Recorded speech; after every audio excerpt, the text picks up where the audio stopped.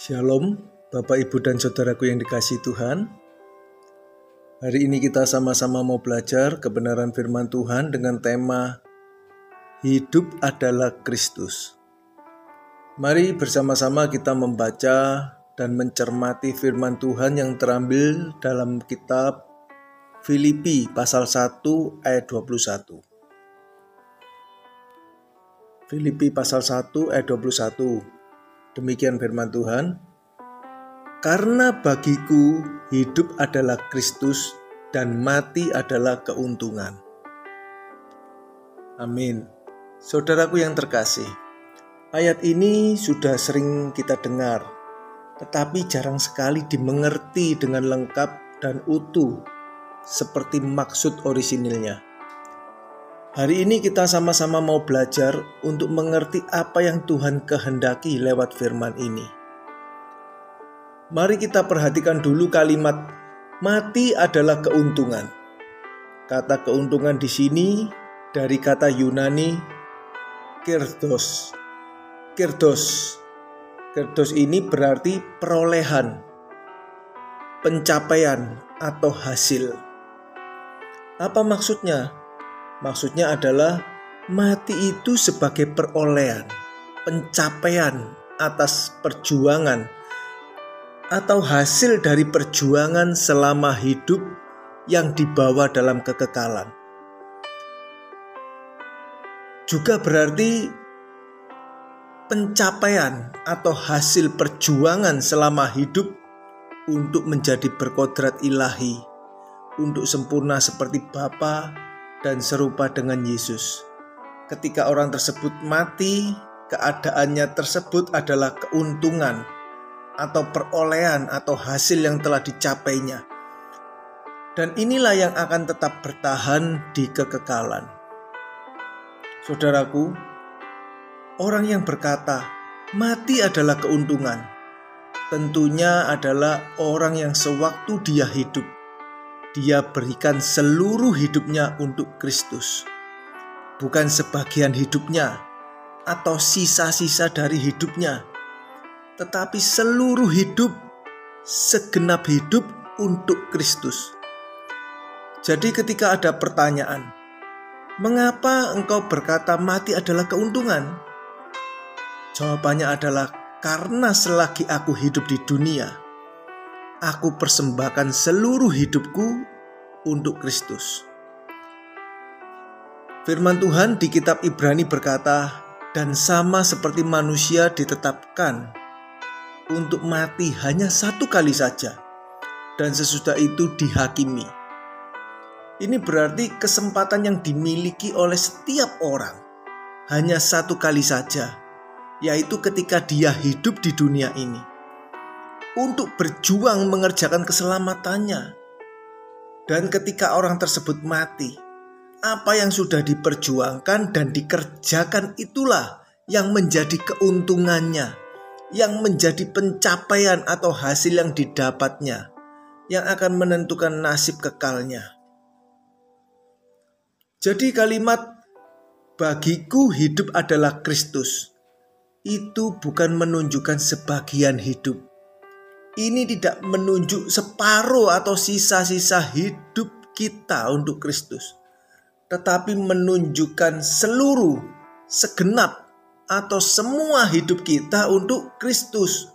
Makanya Rasul Paulus bisa berkata di Galatia pasal 2 ayat 20 yang berbunyi demikian.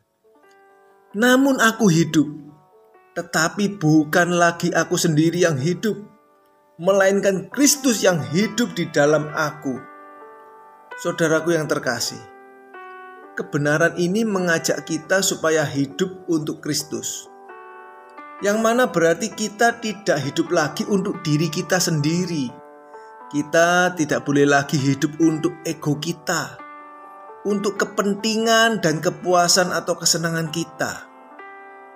Kita harus membuang semuanya itu.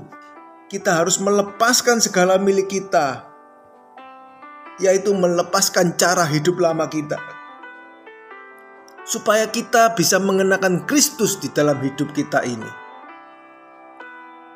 Dan Jika kita mengenakan Kristus di dalam hidup kita, itu berarti kita mengenakan ajarannya. Kita mengenakan cara hidupnya. Ini berarti seluruh hidup kita hanya untuk kepentingan Kristus, untuk mengabdi dan melayani Kristus, untuk melakukan segala perintah-perintahnya. Mengapa harus demikian, saudaraku? Ayo kita baca ya ayat kelanjutannya. Yang dikatakan, dan hidupku yang kuhidupi sekarang di dalam daging adalah hidup oleh iman dalam Anak Allah yang telah mengasihi aku dan menyerahkan dirinya untuk aku. Jadi mengapa kita harus hidup untuk Kristus? Atau mengapa kita harus mengenakan Kristus di dalam hidup kita ini? Jawabnya adalah karena Kristus telah mati bagi kita. Kristus telah menyerahkan dirinya untuk kita. Dan bukan bagi kita saja, tetapi bagi semua orang, bagi saudara dan saya.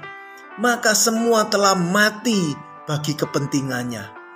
Mati bagi hidupnya yang lama.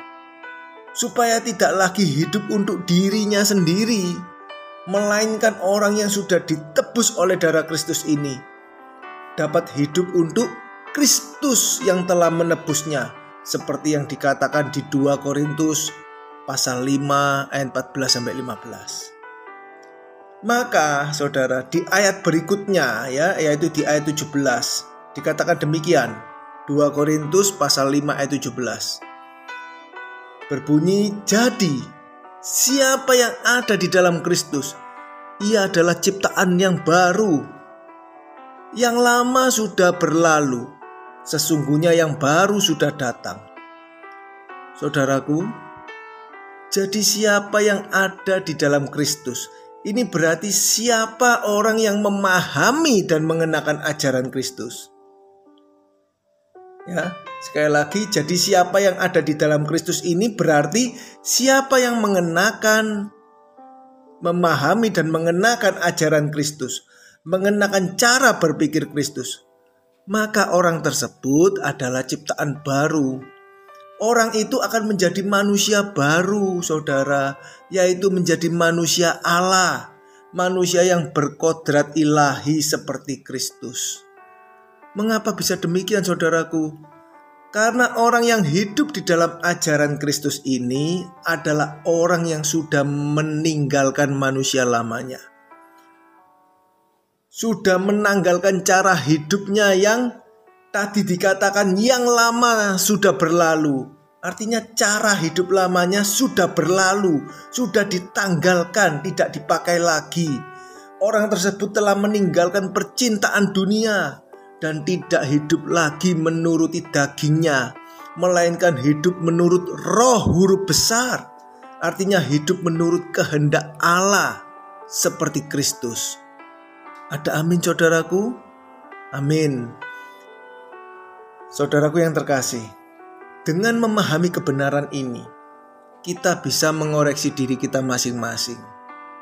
Karena banyak orang Kristen yang belum menjadi ciptaan baru, saudara.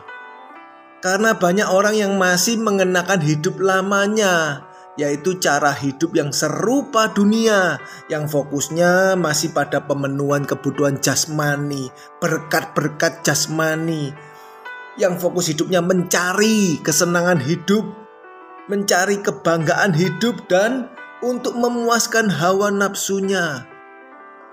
Banyak orang yang belum menjadi ciptaan baru karena orang tersebut tidak hidup di dalam Kristus.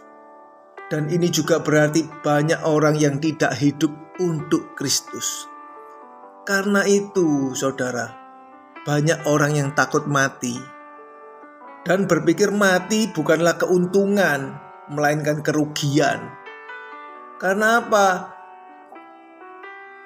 Karena banyak hartanya, karena masih mempunyai agenda-agenda untuk dirinya, untuk kesenangannya, bukan untuk Kristus. Jadi banyak yang masih berpikir bahwa kematian adalah akhir dari segalanya, akhir dari kesenangan hidupnya di dunia ini, akhir dari pencapaiannya di dunia ini. Padahal firman Tuhan di awal tadi yang kita baca dan cermati berkata, karena bagiku hidup adalah Kristus dan mati adalah keuntungan. Tetapi faktanya banyak yang takut mati. Banyak yang merasa mati adalah kerugian. Padahal yang benar adalah mati itu adalah keuntungan.